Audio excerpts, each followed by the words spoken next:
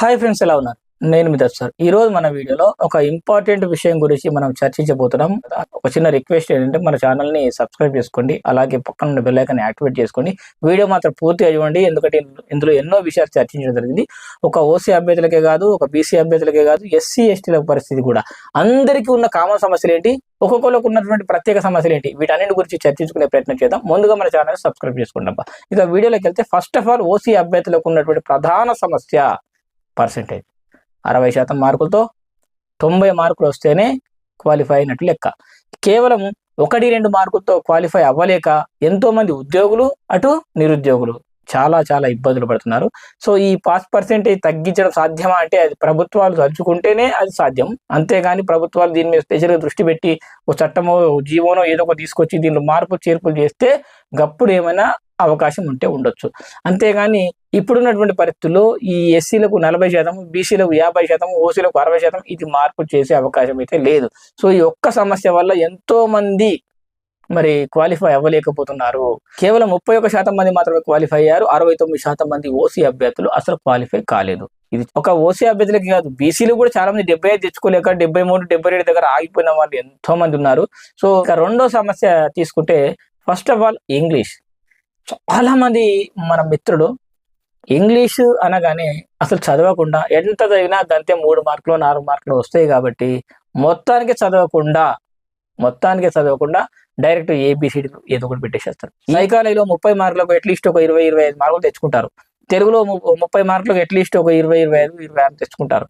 కానీ ఇంగ్లీష్ ఎంత చదివినా కానీ, ఒక 2-3 నెలలు గట్టిగా ప్రిపేర్ అయినా కానీ, ఎంత బాగా ప్రాక్టీస్ చేసినా కానీ నాకు ఒక 3 మార్కులు 4 మార్కులు కూడా వస్తలేవు సార్. ఒక అభ్యర్థి మొన్న ఫోన్ చేసి 3 మార్కులు వచ్చినాయి సార్ నాకు ఇంగ్లీష్లో. అసలు ఇంగ్లీష్ బాగా దెబ్బతీసింది. ఇంగ్లీష్లో ఒక 20-25 దాకా వచ్చుంటే నేను అట్లీస్ట్ ఒక 90 మార్కులు తెచ్చుకునేవాడిని, అంటే నేను మినిమం క్వాలిఫై అయ్యేవాడిని అని చెప్పి ఒక ఓసీ అభ్యర్థి ఆవేదన వ్యక్తం చేయడం జరిగింది. వాస్తవం చెప్పాలంటే ఇది నిజం. చాలా మంది ఇక్కడ ఇంగ్లీష్ అంటే భయపడుతున్నారు. వాస్తవం చెప్పాలంటే ఈ ఇంగ్లీష్కి భయపడాల్సిన అవసరం లేదు. ఫస్ట్ ఆఫ్ ఆల్ నీ లోపల ఉన్నటువంటి భయమే. ఇంగ్లీష్ చదవద్దు, జస్ట్ ఏబిసిడీలు పెట్టుకుంటూ పోతే అట్లీస్ట్ ఒక 6-7 మార్కులు వస్తాయి కదా అని ఒక ధోరణిలో బతుకుతున్నారు. దీనికి ఒక సొల్యూషన్ లేదా అంటే ఉన్నది. ఇంగ్లీష్ బై సందీప్ సార్ అని చెప్పేసి యాప్ ఉంటుంది. ఆ సార్ చెప్పే క్లాసులు కానీ తెలుగు మీడియం అభ్యర్థులకు, ఇంగ్లీష్ మీడియం అభ్యర్థులకు ఇద్దరికి కూడా ఉపయోగపడే విధంగా మరి ఈజీగా సులువుగా అర్థమయ్యే భాషలో చెప్పడం జరుగుతుంది. చాలా చాలా మంచి పుస్తకం అది. సో మీరు ఒకసారి ఇంగ్లీష్ బై సందీప్ సార్ది తీసుకుంటే కనుక పుస్తకం, ఆ పుస్తకం 500 పైగా పేజీలు ఉంటాయి. ప్రతి టాపిక్ మీద ప్రాక్టీస్ బిట్స్ ఉంటాయి. గతంలో ఏ బిట్స్ అడిగాడు, ఎట్లా అడిగాడు, మీరు ఎట్లా ప్రాక్టీస్ చేసుకోవాలి, అన్ని సూచనలు దాంట్లో ఉంటాయి. చాలా జబర్దస్త్ బుక్ అది.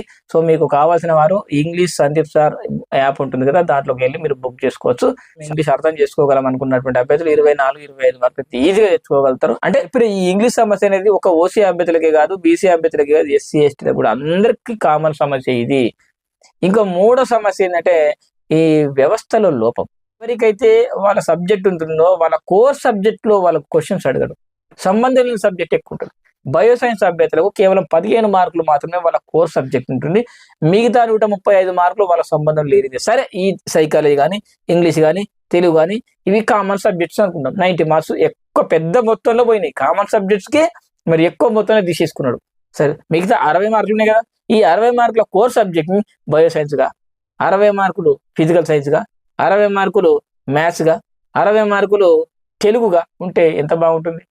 తెలుగు వాళ్ళకి తెలుగు, ఇంగ్లీష్ వాళ్ళకి ఇంగ్లీషు, హిందీ వాళ్ళకి హిందీ, ఇట్లా వాళ్ళకు కోర్ సబ్జెక్ట్లో వాళ్ళ నాలెడ్జ్ని పరీక్షించకుండా మరి మ్యాథ్స్ వాళ్ళకేమో సైన్స్ వాళ్ళకేమో మ్యాథ్స్, తెలుగు వాళ్ళకేమో సోషల్, ఇలాంటివా. ఇప్పుడున్నటువంటి పరిస్థితుల్లో కేవలం ఒక్క సోషల్ అభ్యర్థులకు తప్ప మిగతా ఎవరికి ఈ పేపర్ 2లో న్యాయం జరగట్లేదు. ఇది 100% నిజం. నేను అనుకుంటున్నాను, ఒక్కసారి టెట్ కన్వీనర్ రమేష్ సార్ గారిని కలవాలనుకుంటున్నాను. ఎవరైనా అభ్యర్థులు మన మిత్రులు, మేము కూడా వస్తాం సార్ అంటే ఒక డేట్ ఫిక్స్ చేసుకుందాం. ఖచ్చితంగా ఒక రోజు వెళ్ళి మళ్ళీ ఒకసారి కాదు, ఇప్పటికే మన మిత్రులకు చెప్పిన ఎంతో మంది వెళ్ళి వినతి పత్రాలు ఇచ్చారు. ఇంతకుముందు ఉన్నటువంటి టెట్ కన్వీనర్ కూడా ఎన్నోసార్లు కలవడం జరిగింది. దీనివల్ల ప్రభుత్వానికి ఈ టెట్ ప్యాటర్న్ మార్చడం వల్ల ప్రభుత్వానికి ఎలాంటి ఒక్క పైసా ఖర్చు లేదు. ఆంధ్రప్రదేశ్లో ఎట్లాగైతే ఉందో మనకు కూడా ఉంటే బాగుంటుంది కదా. ఇప్పుడు ఒక తెలుగు క్యాండిడేట్ తెలుగు తప్ప సోషల్ చెప్పాడు, బయోసైన్స్ అభ్యర్థి మ్యాథ్స్ చెప్పాడు, మ్యాథ్స్ అభ్యర్థి బయోసైన్స్ చెప్పాడు. కానీ వీళ్ళకు ఈ సబ్జెక్టుకు సంబంధం ఏంది? సో ఏదైనా కానీ గతంలో ఏదో తీసుకొచ్చారు, దీనిలో మార్పు తీసుకురావచ్చు కదా. దీనికి ₹1 ప్రభుత్వానికి ఖర్చు లేనప్పుడు ఏంటి ప్రాబ్లము? ప్రతి విషయాన్ని నేను చర్చించే ప్రయత్నం చేస్తా. సో మరిన్ని అప్డేట్స్ కోసం మన ఛానల్ని రెగ్యులర్గా ఫాలో అవ్వండి. Thanks for watching. బాయ్.